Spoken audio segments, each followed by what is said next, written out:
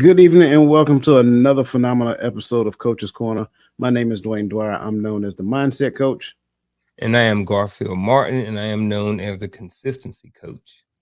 And we are the coaches of Coach's Corner. And listen, here's what we're going to do. Again, another great episode. I'm excited about what we're going to talk about. I'm excited about who we're going to talk about as well. We've had some great conversation. We talked about some phenomenal people. And this person, trust me, I think all of you very well familiar. Even if you've never followed this particular sport, it doesn't even matter. Trust me, you're going to really enjoy this. So without further ado, I'm going to turn it over to the maestro so he can usher us down this conversation that we're going to have today. Well, if you are tuned in right now, then you probably have already looked at the thumbnail, so you already know who we're talking about. But just in case you didn't look at the thumbnail and someone shared this video with you and you're watching it, I'm going to start off by saying that this person is a basketball player, or was a basketball player. I would say still is a basketball player in some senses. Um, won't take anything away from this person's legacy. But I want to ask you, Coach, who who are your top five basketball players of all time? Now, not necessarily your favorite, but who do you think are your Mount Rushmore, your top five basketball players of all time? Man, this is a tough question. And this question has been going around for decades, right? And we Mm-hmm. have all different mix and matches of people. Um, I cannot and you heard me say this already. Michael Jordan is, in my opinion, the best basketball player ever. So number one got to be Jordan. Um, I got to throw in somebody like Bill Russell. Can't leave him out.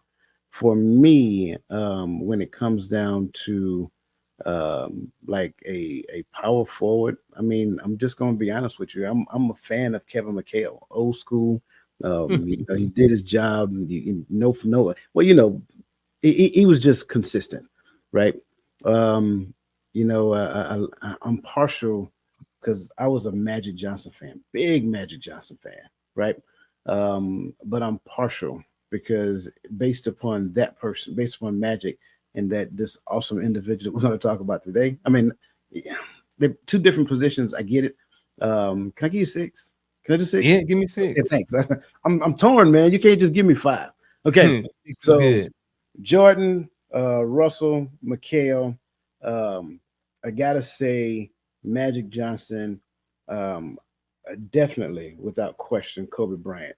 Um, and I also want to put in, and most people aren't going to agree with this last person, but I liked him because when he came in, he heat things up. That's why his nickname was the Microwave, and that's Vinny Microwave Johnson. Man, I used to love Vinny Johnson, man. So that's just me, right?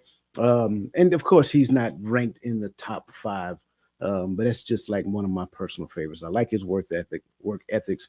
When he got on the court, he was strictly business. And it's not like I'm not loving LeBron James. I think LeBron James is awesome. I think LeBron James is probably one of the best basketball players we're seeing in this era. Mm-hmm. Um, but at the end of the day, can I put him with those guys? Statistically, yes, I can. But not on my list. Not on my list. Not right now. Yeah, When he not right now. retired, absolutely, I'll put him in the list. But I don't want to put him in just yet because he still is accomplishing. So that's it. Now I know somebody gave me some flack. How you gonna choose Bill Russell over Shaquille O'Neal, right? Well, it's not that. Listen, I love Shaquille. I like Shaquille as a person overall. Like I love this basketball. I loved him as a basketball player. I like his story. I love what he is doing right now. Like I mean, when I say when you look at what he is actually doing right now, hands down, no questions asked. Like Shaq is one of my favorite people. Um, so Bill Russell, Shaq, can I interchange those people? Sure, that's an argument.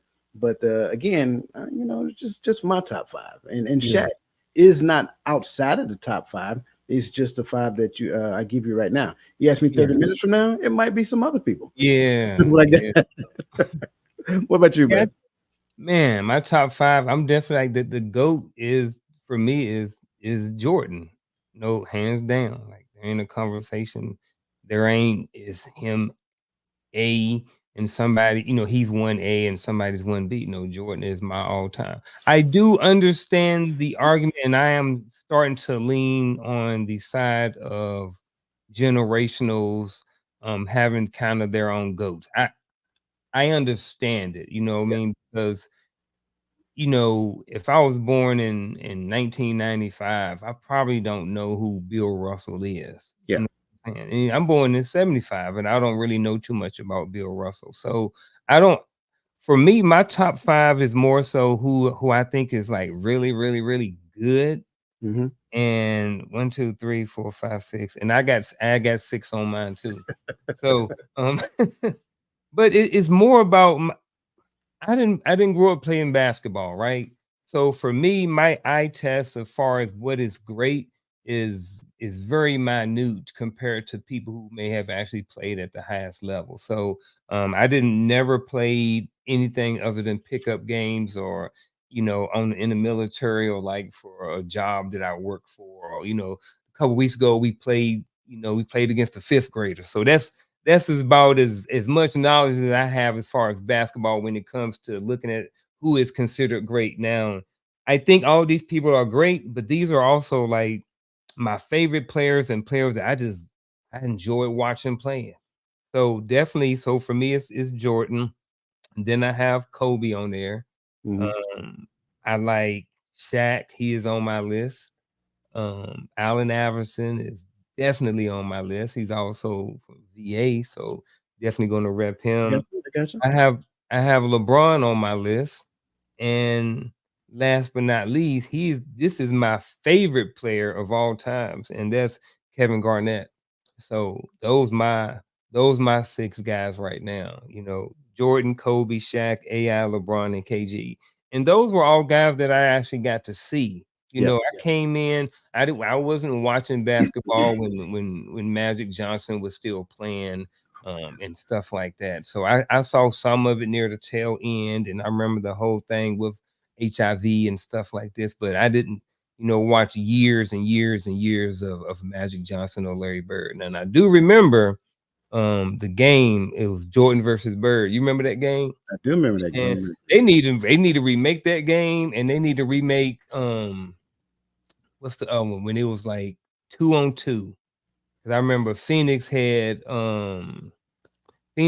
Charles Barkley and not Larry Johnson, Kevin Johnson. That's right. And I used to play with that. Then you could have the big head, and they be like, he's on fire. Oh, you talking Yeah. the video game? Gotcha. The video game. Gotcha. Man. They remade that game. I can't think of the name of it. Somebody might know in the chat. But that game and then the Michael Jordan versus the Bird game. That was a Nintendo game. Yep. And Absolutely. I play them now. Can you imagine playing them games now, like with the new upgraded graphics and stuff Right. like that? Shoot, So you just gave somebody $1 million idea and they didn't even realize it. man, who did? And see, here's the best part about what I like, because I threw in, so my number 6 was an anomaly. No one expected me to say Vinnie Johnson. But here's the best part about it. I'm not saying that my list is right. I know you're not saying that your list is right. It's just right for us, right?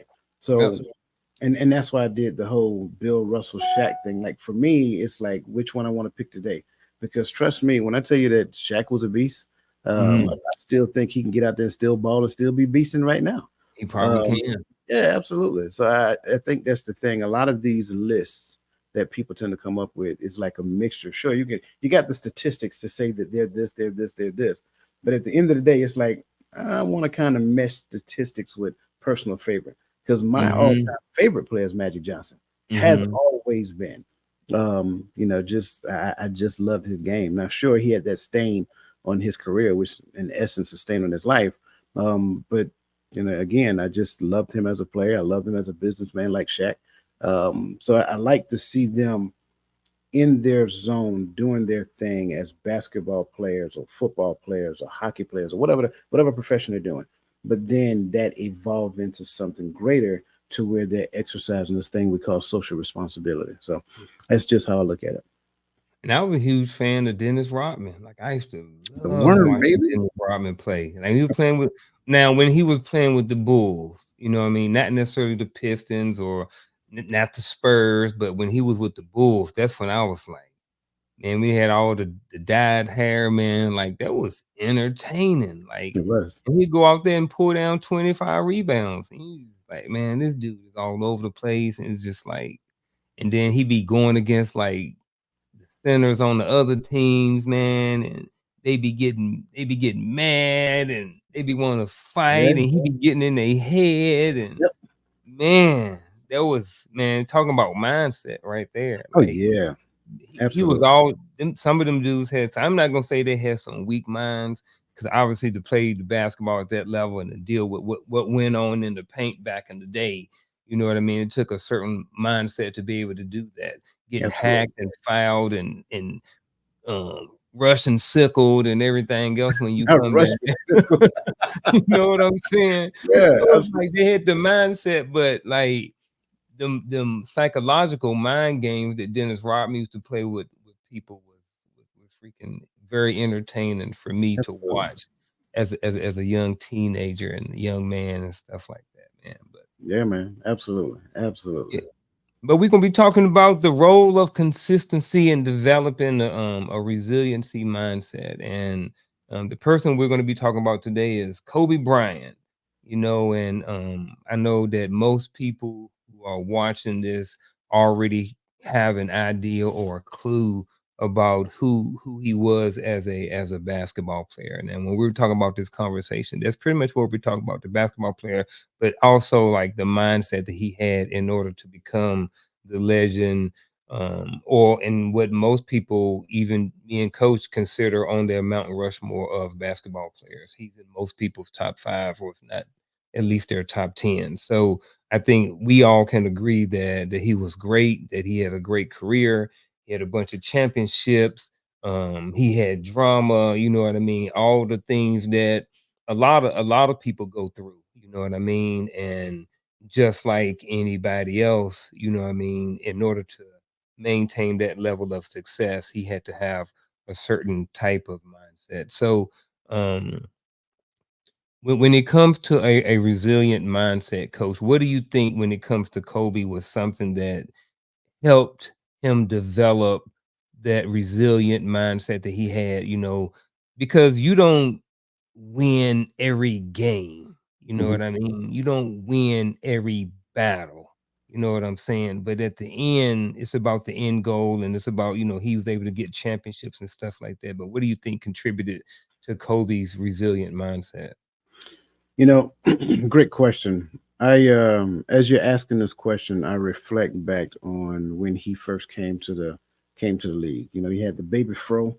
He was young, excited, exuberant, full of energy, wanted to get out there and showcase and just fit in with the league. I think one of the biggest things that we could see as it pertains to him is, I will start off by saying drive, determination and drive. Like he had a determination and drive that I think was comparable to Michael Jordan. We talked about him previously slightly. And one of these days we're going to talk about Jordan a little bit more detail. But he had a determination and drive that pretty much was second to none, especially in his locker room. Um, and I think for him, he had in his mind that there was no such thing as being second best. And I think for the most part, it's very difficult for some people to elevate their thoughts to that, especially in the era where everybody gets a trophy, right? Striving to be the best, um, sometimes tend to give way to that's good enough, right? Making it to the league is good enough. And I don't even think he had a notion. Like some people know they're going to make it to the big leagues, and some people want to excel in the big leagues before they get there, and that's part of the dream. And so he had this laser focus that was fixed on being the best player. And I think for him, I think you got to look at some of his, mentors or should I say people he looked up to. And I'm almost certain that he looked up to the Jordans. He looked up. Now don't get it wrong. Don't get me wrong. When he was on the court, you know, Jordan was his opponent. But you Absolutely. still have to understand that you look up to people like that. Wow, why would you not look up to the person who everybody is deeming to be the best to ever play the game? So you have to realize that there's some things that he had to cut off, just like everybody else. The human experience is real. And I think for the most of us, we don't necessarily separate the human experience from what it is that we want to do. And that's the hard part. The human experience at a lot of times tend to factor into what it is we want to do. And because of what we experience, we tend to compromise with what we want to do. So the goal then starts reducing itself down to what I believe based upon human experience I can accomplish, and that's where we always run into error. I don't think Kobe ever did that. I think Kobe went through the process and learned early that losing is part of the growth pattern. And a lot of times, what we do is if we don't achieve what we deem to be success right now, then what ends up happening is that we start to ruminate on the feeling that we had of the loss instead of looking at the lessons that we learned in the loss. And so I know his dad played basketball. He had some, a great coach in his dad, great coaches, that taught him stuff. And that's the thing. Every coach, their purpose in life is not to make you great in that, well, to bring out the thing in you in that moment so that you can be better than what you think you can be. That's every coach's dream, right? And it doesn't matter what type of coach you're talking about, whether you're talking about a football coach, basketball coach, professional development coach. The coach's job is to pull out the best version of yourself in that moment and then ask you what more could you have done, right? Push you and stretch you beyond your limits. Well, Kobe, when you look at him, you had to come to the conclusion that he had adopted the ability to do that for himself. But I do not believe that he did not have people in his corner, like still, coaches, personal trainers, things of that nature, who were destined to do that already. So having the ability to push himself beyond his own limits, right? And then having those people to push him beyond that limit. And I think that's one of the things that contributed to his resilient mindset. Learning the fact that losing is part of the growth pattern and then becoming laser focused on the thing that he said he wanted to accomplish and not compromising that for the human experience. Yeah, I get that. The one of the things that sticks out to me is just like the resiliency piece and how we develop resiliency. And I think a lot of times we develop it by going through things. And sometimes they're things that we don't particularly like to do, but Mhm. maybe what is good for us. It's like, and one of the things that he talked about, and I've watched a lot of his videos and stuff like this, and motivational videos. And one of the things that he talked about was how he would get up before everybody else and work out and do stuff earlier. And, he's talking about, if you work out an extra couple of hours a day, you know what I mean? And you multiply that over weeks and months and years, you've just been able to put in so much more time into developing yourself, so you are going to surpass people. And I think that right there develops a certain amount of resiliency. Even like when we were in the military, man, it's like, you develop that resiliency early on in life to be able to stay up longer, because you get up early in the morning, you work hard all day long, you train all day long, and then you go to bed 9, 10 o'clock at night, and you get up and you do it all over again.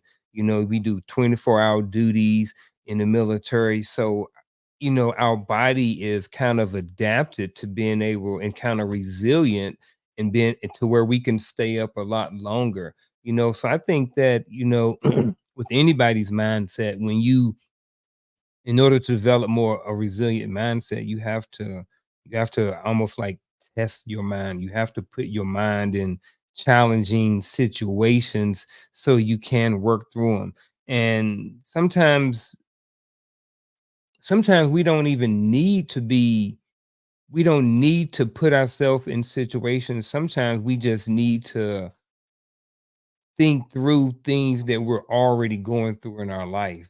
I think a lot of times we get to a point in our life to where we're talking about something, or where there's a challenge in our life, and we spend a lot of time talking about it. And I think sometimes it's better for us to dig a little bit deeper in the conversation, and then I think to come to a conclusion about it, and then move forward. And I think that can help develop you're just overall more of a resilient mindset. I don't know what happened with that. No, that's good. Heard me come back. I like the fact that you said what you just said, because that I know is true. That a lot of times we spend too much information reflecting, too much time reflecting on the information that took place in our past, and it doesn't serve us well. Um, like a perfect example is, let's just say, and I'm just going to keep it, as they say, keep it a buck, right? Um, you've been through a bad breakup, but you keep focusing on the fact that you've been through a breakup.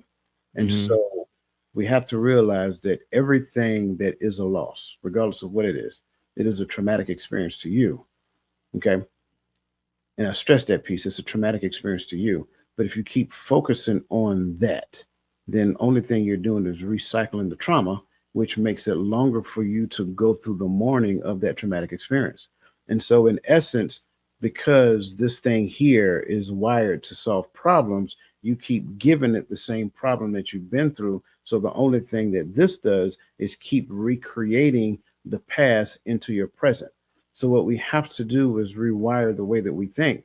Regardless of whatever it is that we've been through, we have to look at the lesson that came from it, focus on that, ask ourselves in that moment, what lesson, how can I apply that lesson to the here and now? And then allow that lesson to be the thing that you focus on, so that when you are faced with the same problem set again, you automatically have a response. That response is there, that response serves you well, and now you get to graduate to the next level.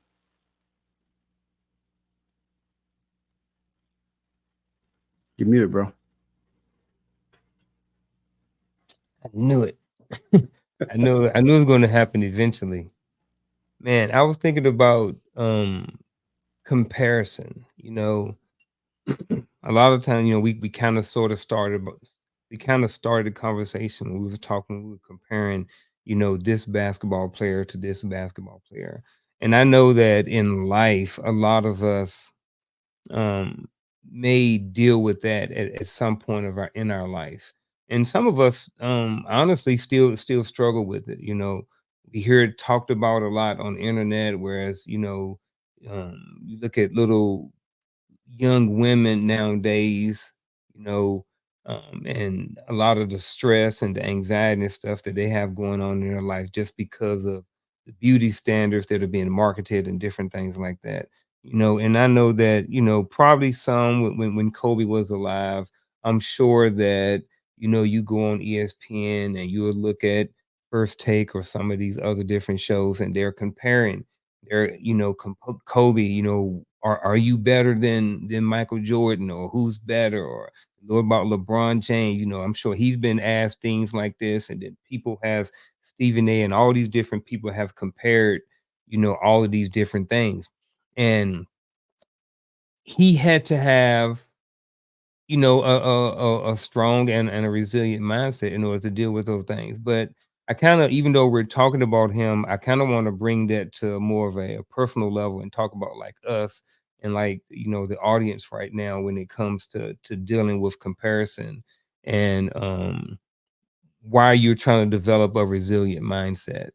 I think we have to understand that we are who we are, and it's okay to look at someone else's life, um, but you also have to understand that that's their life. They traveled a certain path to get there. You know what I'm saying? And you can't necessarily compare yourself to other people. So like I said, some people said Kobe's is people out there that will fight you tooth and nail. And if you say anything that Kobe is not the greatest basketball player of all times, and that is their opinion, but they also will bring in their stats and their data that will support their argument. You know what I mean? But we also have to understand that that's fine. If that's what you want to do, then do you. You know what I mean? I don't think that we really need to be given into a lot of comparing ourselves. And I think that at the end of the day, when we do a lot of that comparison, I think that it can work against us when we're trying to develop a more of a resilient mindset. I agree. And a lot of us get stuck in comparison. Um, Hmm. I'll say it like this: I can want to be like the consistency coach. I can look at Garfield Martin and say, "Man, I want to be just like this brother right here." But there's a lot that I don't see. I'm only seeing what I see right now. There lies the problem, right? Because I don't know everything it took for you to get to where you are. So when we bypass all of the hard work that you put into yourself that led you up to this point and say, hey, I want to be just like that. Well, the question is, are you willing to work as hard as I work to get to this level? Or you just want to like for me to take it off and put it on you? It doesn't work that way. And so a lot of times when we compare ourselves to people, there's a lot of unknown information that we're looking at. And we get to the point of like experiencing some degree of depression because I can't hit the jump shot as consistently as Kobe Bryant did. I can't, dunk the ball as consistency like I can't dunk balls like LeBron James. You got to realize, like some of these dudes, their physical makeup is just phenomenal. Like you see them on TV, but like standing next to them, like if you've never seen a picture of Kevin Hart standing beside Shaq, it's hilarious, but it really lends us to understand like some of the physical makeup of these guys. So Hmm. I think it's important for us to realize that the comparison thing is always a trap. Whenever you start comparing yourself to another person, there's too many unknowns that you don't know. Like the way that you was raised have some similarities to the way that I was raised, but they're totally different. And so that helped to shape and develop you into being who you are today. Same thing with me. Same thing with Kobe. Same thing with Shaq. Like the way that they were raised, it like it fueled them into being who they are right now. I can't go back and replicate that in my life because that portion of my life is already gone. I don't want to go back and replicate like your upbringing into my life right now. That's past me.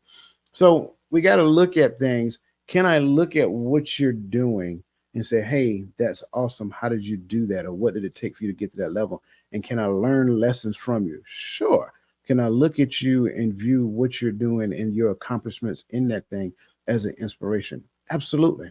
But what I should never do is look at you blank, just, blank slate. Look at you and compare you to me and then get depressed. Or the other side of it and say, "Oh, at least I'm doing better than what Garfield is doing." No, that's crazy. Those are two of the worst things that we can do.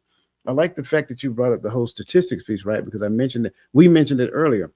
Hmm. But here's the thing: we got to realize, statistics is great, but we can kind of use them for whatever we want to use them for. So I Hmm. think a lot of times we get stuck in believing that statistics quantify my perspective. It really does not. Like your perspective is just your perspective. Let that be enough.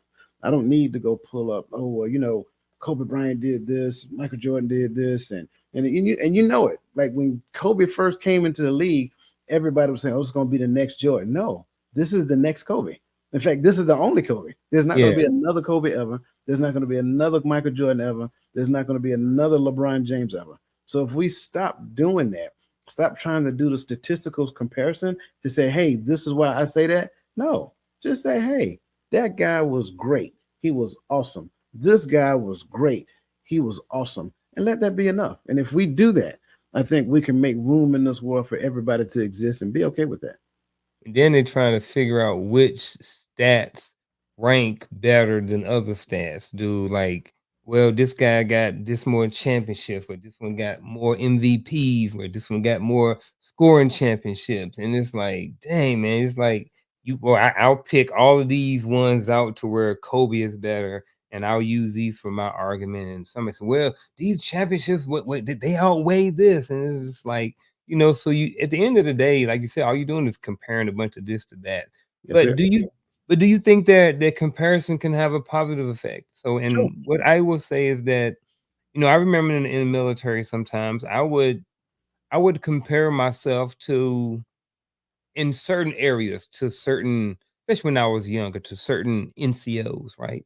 I Hmm. might see a squared away NCO and I might have a conversation with him and I'm like, man, this joke is smooth, man. I'm like looking him up and down and his uniform, his stars, and just back in the day when we had them old summers and he got some stars uniform on, his hat looked nice, his cover looked nice, his boots is spit shined, Mhm. and his mustache is tight and lined up. And I would compare myself. I was like, man, I want to be like this Doka. You know Yeah. what I mean? So I would, spit shine my boots, you know what I mean? Put on the Mhm. uniform, starch it all up, you know what I mean? And Yeah. but I was comparing to myself. So do you think that comparison can have a positive effect on our mindset? And So, to your question, can comparison have a positive effect on our mindset? Yes. Mhm. Only when we compare ourselves to ourselves. Like whoever I am today should be different than well, not different, but it should be better than who I was yesterday. So if Mhm. I'm looking at what I'm going to accomplish today, right? If I reflect back on what I accomplished yesterday, again, I should be able to get one more in. I should be able to do a Mhm. little bit more of this. I should be able to do this better because I learned a lesson yesterday that I did not know the day before. When I Mhm. look at people on the outside, I don't view that as comparison. I view that as collaboration. Think about it. Mm. Think about it. You looked at the guy in the army, you seen the spit shines boots, the press uniform, the nice tight Yeah. mustache, all that Yeah. stuff. You had the stature, what I'm saying, walking tall, looking head up high, Yeah. forward, all that Yeah. stuff. But here's the best part about it. When you did the same thing, y'all stood in formation together. That's Mhm. collaboration. That's not competition. Mm. So that's how I see it. Like Mm. again, if we and again I'm a fan of it, once we change the way we look at things, the things we look at change. I don't necessarily compare what I do to anybody else. I look at what you're doing and say, man, that's awesome. You know what I'm saying? Well, how did you do that? Like, I'm learning, like, we're collaborating. I'm learning from you. You're learning Mhm. from me. That's how it should be. When I view it, and this is the other side of it. When I want to view it as a comparison, a lot of times we lean in the direction of competition. It's easy to lean in the direction of competition because I want to be better than you. I want to be better than that person. I want to be better. No, I should want to be better than who I was yesterday. And if I look at it that way, now you're looking at case in point. You got a lot of athletes today, and I think Kobe Bryant did this as well. They were trained so hard to where they had to go sit in this chamber to kind of help them recover because they put so much stress on themselves. Well, sure, it's a marketing thing from a company, but then by that same token, like one person had to do it, and then they shared that information with somebody else. When they shared that information with somebody else, they were collaborating on a technology that they discovered that helped them recover at a more rapid rate. Well, that's not comparison, right? That's collaboration now. Why are we collaborating? Because we're looking to help one another. So if we look at it from that perspective, like we can, and I'm gonna say it like this because this is how we talk. We can all eat. Nobody has to starve when we're looking at collaboration, right? But when we start comparing, some of us, and I know everybody don't, some of us like, yeah, I'm comparing myself because I want to outdo this person. I want to be better than this person. No, we should always strive to be better than who we are today. Yeah. And I see that. I can see the competitive side of wanting to be better than someone, but I think it's to a certain level to where it's not um in in a in a negative way. Hmm. You know what I mean? It's like, you Hmm. know what? Like say for instance, I want to be like a motivational speaker. It's like, I want to be better than him. But not like but I don't wish him any negative or any harm on my climb to wanna be better than him. It's just Right. that I know if I can like we talked about before, having that extreme goal, you know Hmm. what I mean? So even if I don't get that extreme outlandish goal, even if I get close to it, Hmm.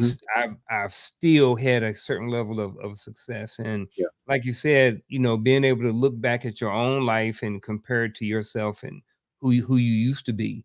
You know what Right. I mean? So I mean, we both were at one time privates in the army. You know Yeah. what I mean? We Yeah. both were day one. We both Yep. had to go through basic training. We both got the buzz cut. We don't got none now, but at some point, we had hair and they cut it all off. You know what I'm saying? So we both been sit in the barber chair, turn me around, have no hair, all those things, PODC, so but I don't know, man. I don't know. I just started thinking about the military right now, man. No, you're Sometimes good. You're good. But I want I sometimes want I you to do that. but I want you to watch something because you said it. You said I want to be a motivational speaker, and I see this motivational speaker. I'm gonna use Eric Thomas for an example. Yeah. I want to be a motivational speaker, and I want to be better than Eric Thomas, right? Mhm. And then if I don't necessarily get there, at least I Mhm. achieve success. So you saw what just happened, right? We Mhm. compromised.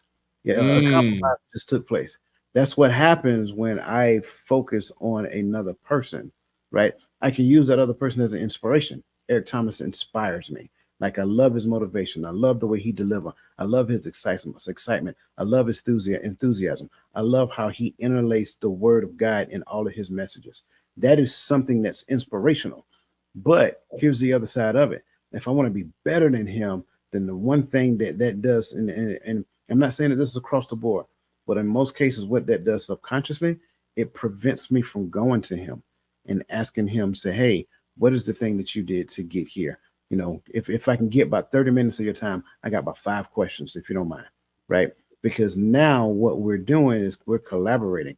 I'm leaning on his level of expertise, and I am becoming a consummate sponge in that moment. But if I view him as the thing that I want to be better than, I'm not going to him. I'm gonna go to somebody else over here because I want to. You see what I'm saying? It's like a Mhm. subconscious thing that I happens get with it. us. So we got to be careful because we will shoot a goal that looks like somebody else. We were never designed to be that somebody else. We were never. We like. I'll say it like this: his motivational speaking style is different than what you see from a lot of other people, right? Mhm. Yours would be different than his. Mhm. Mine would be different than yours. But in Yeah. the realm of motivational speaking, we can have 10 people that have, when you never see 10 people on stage, right? But we can have 3 or 4 people that talk during a particular venue, all with different styles, but all having an effect on the people that they're talking to. That's collaboration. And ladies and gentlemen, you can find more about the about Coach at totalmindsetshift.com. Feel free to log in over there, sign up. It's a whole bunch of good stuff going on over there. So I'll just plug them. But yeah, man, looking at the title of the show, and it says, the role of consistency in developing a resilient mindset. And some of the things, one of the big bullet point that I wrote down was, what are you thinking about? You know what I mean? So when you're developing some sort of consistency, at the end of the day, we're being consistent at something. At the Mhm. end of the day, we're being consistent all day long, whether we realize it or not, every day, every day. If you work out every single day, or if you work out on a consistent basis, then that's what you do consistently. If you don't, then you don't work out consistently. It Yeah. is what it is, you know what I mean? And that's in everything in our life. Do you consistently wake up and pray and read your Bible? Do you wake up consistently, brush your teeth before you go to work? You know what I mean? Your routine is where you're being consistent at, you Yeah. know. So when I look at this, when I look at the topic and I think about this, I'm thinking about, what are people spending their time thinking about? You know, what are you um what are you looking at? What are you doing with your time? Is what you're doing with your time on social media, on the TV, on the computer, the conversations you'll have with people. What are they what are they consisting of?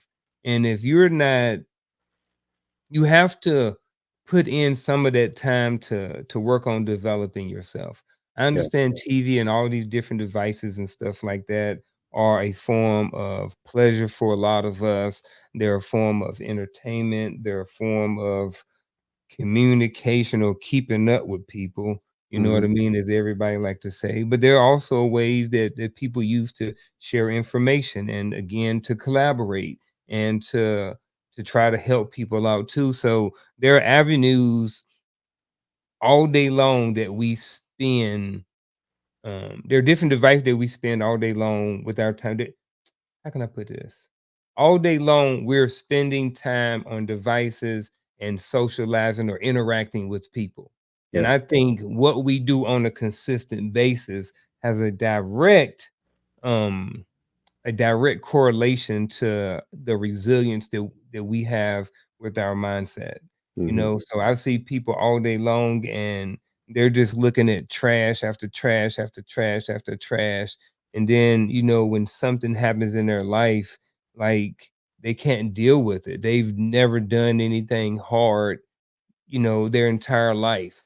So when something happens, they don't know how to act, you know. And I know we talked about David Goggins the other day, but same kind of scenario. If you Yeah, put yourself and do something hard on a consistent basis, then when these hard things come to you, you would have developed a more resilient mindset and you can deal with those things. You know, I understand that um one day I'm going to lose. I already lost my father. I already know that one day I'm probably going to lose my mother, you know, and but I do things that are mentally challenging and mentally tough. Not saying that I won't break down, not saying that I won't be able to handle everything, but I am saying that I am prepared mentally for when that time comes, if that yeah, makes sense. it does. So, what are your thoughts on all of this? I think as it pertains to resiliency, the most powerful word in the English language is no. I think every No. child, yeah, I think every child should have been told no in their life when they were growing up. The worst thing that we can do as parents is practice not telling our children no and giving them everything that they want. Because when they start going out into the world, they're expecting the world to give them everything that they want as well. And unfortunately, the world is not me. The world don't really care that I grew up in lack. Therefore, now I want to give my child everything that they want. So whatever my child asked for, I said yes, sure, not a problem.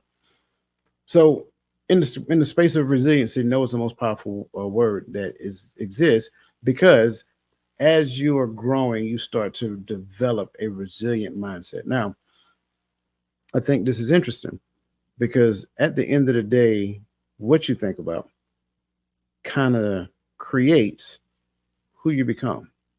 And I Mhm. think again, not one of those things that we were taught growing up, but in our older age, we kind of somebody shared it with us, so we figured it out, or whatever that looks like, right? So, in essence, whatever you become intentional, right? We say it all the time, right? Wherever your attention goes, your energy flows, right? So, whatever you focus on constantly, it finds its way into your subconscious memory. Once it seeps into your subconscious memory, it becomes a part of your makeup. It becomes a part of who you are. In other words, what you think about, you actually create. You actually it becomes a part of you.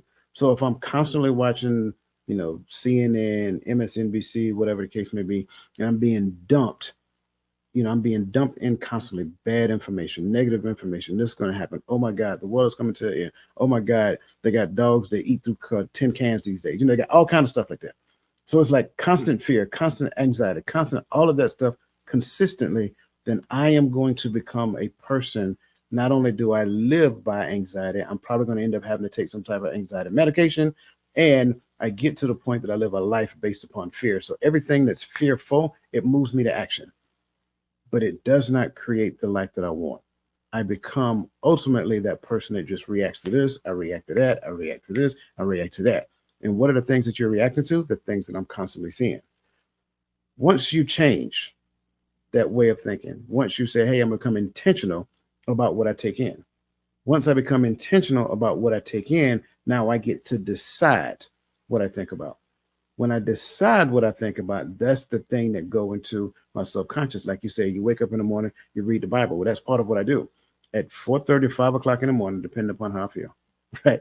At 4:30 or 5 o'clock in the morning, whenever time I wake up, there is something I am ingesting that is going to feed me, not food, but feed me on a conscious and subconscious level to move the needle closer to positive enforcement in the direction of what I want to go. So it's going to be something that has to do with the Bible, one way or the other. It doesn't necessarily have to be the Bible, but it's going to have to do with the Bible, the teachings of the Bible. And then it's going to be like, how can I do that? And then during my times of meditation, I am focusing my thoughts and energy on the thing that I want to become or the person that I want to become in the direction of this lofty goal that I set for myself. So now mental resiliency has to become a thing, because when we start to think in a positive direction and you try to focus your thoughts there, then you're going to start something's going to pop in your brain. You're going to remember, oh, I got to do this. I got this appointment at 4 o'clock. Why are you thinking of an appointment at 4 o'clock, 4 p.m. at 4:30 in the morning? Because you were hardwired to think about negative things. So you have to get to the point of rewiring this thing up here, so that once you get to the point of free thought, that free thought, you get the firing and wiring the things that you want to create in your life, and then you become that. Once it sinks into your subconscious and it becomes a part of your character, the resiliency of thought will create the idea or the desire to become resilient in nature. So now, when something happens that wasn't like, I didn't see that coming, I didn't think that was going to happen, that's okay. Because the resiliency of thought says that's not a problem, that's an opportunity. So now, this thing that says, hey, you can't do that, then in my mind, I'm like, why not? Why can't I do that? What's preventing me from doing that? What do I need to do that? So I'm rewind, instead of just accepting I can't, I'm trying to find a way around this thing, because this thing is not, it's not a stop, it's not a dead end. It's what we call an obstacle. So now I learn to negotiate obstacles based upon what I think. So what I do now, and we talked about this earlier, right? What I do comes from a source of who I am, not from just practice behavior. Like, I don't know if you remember, well, I'm sure you remember back when everybody was saying fake it till you make it. Yeah. Yeah, everybody say fake it till you make it. Just keep doing it, Yeah. keep doing it. You just keep doing this and you'll become that person. No. Yeah. I tell people, be it till you see it. Recreate this so that you can be the person that can stand in the spot that you want to stand in the future. And then when you can start seeing yourself there, your behavior start changing, your actions start changing, and then your actions are only catching up to where your mental capacity exists. Mm. I get that. I remember when I was at a church back in Arizona, and when people came up and they got saved and stuff like that, he told them to don't focus on stop doing this, stop doing that. Told them to focus on doing what you know you're supposed to do. Right. You know what I mean? And kind of when you said that, that's exactly what I thought about. You Mm-hmm. know what I mean? It's just, the thing about mindset is that it's sometimes it's just little small tweaks, or it's just understanding some of the most basic things in life and then just applying them on a consistent basis. Just changing one thing about how you think Mm-hmm. can make huge changes, or can create, you know, great success, or a Mm-hmm. lot of stuff like this. Like when I first jumped on that whole bandwagon, good, bad, or indifferent, it mostly good for me. Um, that whole get up at 4 o'clock routine and do all of this stuff, man, that was challenging at first, but man, I got so much from it, you know what I Mm-hmm. mean? I literally had more of my day, and it was just because I got up 3 hours earlier, Yeah. than approximately what I really needed to in order to get to work. Like, I could be at work at 8:15, I'm 15 minutes away. I can get up at 7:30, 7:45, roll out of bed, brush my teeth, and grab a Pop-Tart and get to work. You Yeah. know what I'm saying? Like, I'm that close. But, something about having those extra hours and stuff like that, and then that did develop a certain level of resiliency, in my life. And, you know, a lot of stuff just didn't bother me no more. Just a whole bunch of changes happened during that time. But I wrote down intensity and thinking that we are doing more. And I think that can sometimes affect. I want to know what you think about this when it comes to people's mindset. Is, Mm-hmm. I see a lot of people, particularly on social media and more so on Facebook. And, it's like they really think that they're doing something, but I would look at it and I'm like, that's very minor.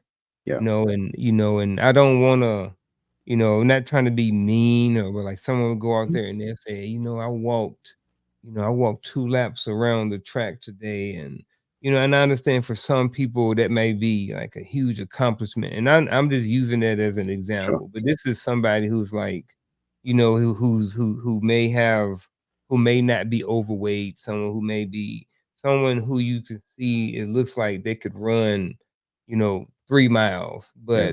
but they may brag or boast about some of the tiniest things. You know what Yeah. I mean? So how do you think just people's focus on very minute things or things that may not be important, and kind of making making them a lot bigger? How do you think that affects like just people's mindsets? So I like the fact that you keep going back to our army days, right? Because Mm, in our army days we had to do um, dismount land navigation manual for those mhm, who don't know. So in essence, what does that look like? That looks like a compass, right? You get you an azimuth to where you want to go, and then you start walking in that direction for a certain distance until you come up on your target. Well, here's the funny thing about it. I can be 1 degree off, 1 degree off from the accurate azimuth. And if I'm only going, like 100 meters, I say a couple hundred meters. If I'm only going a couple hundred meters, I still might be an eye shot of where the thing is. I might yeah, be here. The target might be over there. That's at a couple hundred meters. But mhm, what happens when we start looking at a couple of 100 kilometers? I won't even see it because it'll be so far off center at a greater distance. Well, mhm, that's how life is. Life is all about micro adjustments. The problem is a lot of us don't learn the lessons when we need to make those micro adjustments. What we do is we see the thing, we don't make any adjustments, and we keep going the same direction. So we're supposed to be going that direction, but we're going full steam ahead because we're stubborn. I believe wholeheartedly that as long as we're making those micro adjustments in life in the direction that we're supposed to be going, so that we move the needle ever so slightly in a direction of our favor, I think we're okay, right? I think the issue is, and this is just me, because a lot of us tend to, and I've done this several times. If I had known then what I know now, right? We do that a lot. We do that to ourselves. If I had mhm. known then what I know now, imagine where I would have been at in my life. Well, that's don't think about that. And I have to talk myself out of that. Stop thinking about that. Yeah, because you Worry can't about change it. can't change it. So worry about what you can do now. Like what can I do now? Look at how much time I'm doing the thing I'm doing here. Like, you know, can I read 1 book a month? Sure. But here's the thing. Everybody's busy, right? I'm busy. I'm busy. I don't have enough time for this. I don't have enough time for that. Guess what? You can line 100 people up, and 100 people gonna tell you the same story. I'm busy. I'm busy. I got this going on. I got that going on. So what we've done is we've kind of superimposed the notion of being busy, and we conflated it with business, busyness, business. Right? No, it's not the same thing. We got to be busy doing the right things. And in doing the right things, we got to make those small micro adjustments every step of the way. It's kind of like if you've seen the picture of the space shuttle on flight, once they get into space, it's not thrust anymore. It's all about Mhm. making those micro adjustments to keep it online. And that's what life is all about. We have to make those micro adjustments because if we do not, we're going to be off center and we'll never hit our target. Mm, you own it. I started thinking about some entrepreneur stuff just now, man. Ain't gonna I get hope us off listen, target. I hope everybody was thinking about entrepreneur stuff when I was talking. Shoot, man, it's crazy, man. Like, um, I don't know, man. I just, as this is our third show, and as you're talking, I just think about, I I think about how important mindset is. You know what I'm saying? And I think about how we can help and support people more and stuff like this. But I think about the mindset that I have now at 48 Hmm. compared to the mindset that I had at 18 or 28. Man, and it's like, I mean, who would have thought that, Private Martin running around here doing this, doing that. The person I was, not saying that I was just a totally bad person, but who think that, at my age, this is what I'd be doing. I'd be wanting to help people and support people by giving back the information and knowledge that me and other men have learned, thus far in our lives. You know what I mean? And I think that a lot of it came from, well, it definitely came from being consistent with learning about ourselves. I think, in order for anybody to get to a place to where they feel like that they can start giving back to their community, to giving back to their people, I think they first have to really know who they are and be very secure in themselves. And I think, that took time to develop. Consistency is not always easy. It's challenging. It's a road, and that's why you see a lot of people who don't have the outcomes that they want in life, and it's just because a lot of times they just haven't developed the consistency and or the mindset to pair with the consistency. I'm gonna say this forever, and I think that I don't think that there is a successful person who don't have a certain level of consistency, a certain mindset, and a certain amount of discipline in their life. I think at the base level, those are the three things that you need to have. But I don't know why I went there. I don't know why I just jumped on this little soapbox.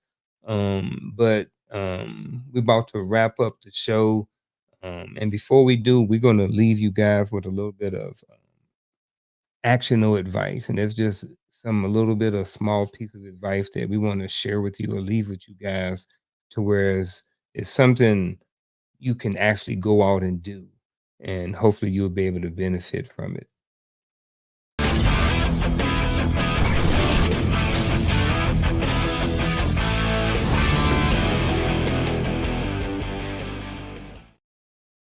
All right, so my actionable advice for this week, and it's going to be focused a little bit. It's going to be definitely be consistent, but it's also going to help develop a more of a resilient mindset. Now, for some people, it may be a little bit more challenging for others, but what it is to read something that you do not like for 10 minutes a day for 7 days. What you're going to do is you're going to force yourself to do something that you don't want to do, right? And if reading is if you love reading, and that's why I said pick something that you don't want to read. If I'm just going to use politics, if you only watch one channel, then you know what I mean, or I don't want to say watch, but if you only listen to one, well, do it with the news too. Anything you want to do, whether it be do 10 minutes of doing something oppositional of what you would normally do that you may not like. I really would like it for it to be like a book or something like that. Something that you may not like to read, and just read it for 10 minutes a day for 7 days. You know what I mean? And just see what happens. That's my actual advice for the week. I like it. I like it, and I definitely agree with that. I need to do that myself. I'm gonna do that. Be I want rough. to read something I don't like. That's pretty good. I never thought about Yeah. that. I'm a again, y'all know I'm gonna attack the mindset. I want you to think about what you're thinking about. That's actually called metacognition. Find the thought that you have that does not serve you well, whether it's focusing on what my ex-wife did to me, what my ex-husband did to me, I lost a job, whatever thought that you're having that you know without a shadow of a doubt that's not serving you well. I want you to isolate that thought. And then what I want you to do is reframe it. How can I change that thought into a thought that serves me well? And then every time that thought come up, move that thought out the way and put in the new thought. So case in point, I give you a perfect example. And I'm just going to use one of the examples I just lost. One of the examples I just used. Like, say, for example, I just lost my job. Okay. If you're thinking about losing your job or you thought that you lost, well, if you're thinking about the fact that you lost your job, right? Instead of saying, man, I lost my job, and so now I can't pay my bills and I can't. So notice it all starts to trickle downhill. So instead of that, say, hey, you know what? I appreciate the fact that I had the opportunity to work at that job. I've learned these different things while being at this job. I've actually met these great people. So turn it around. So instead of having a bad thought create more bad thoughts, turn the bad thought that began the snowball into a good thought, and then create an uphill track based upon that. What did you gain from the result of having that job? Who did you meet? What did you learn? What, so do those things. Just practice doing that thing. But you got to do it one thought at a time. So find the one thought that's not serving you well right now, isolate that thought, reframe it, and then put it into action. And that's my final thought. Man, I like it, man. And we will be back next week, 7 p.m. Eastern Standard Time on both platforms. See y'all then. We out.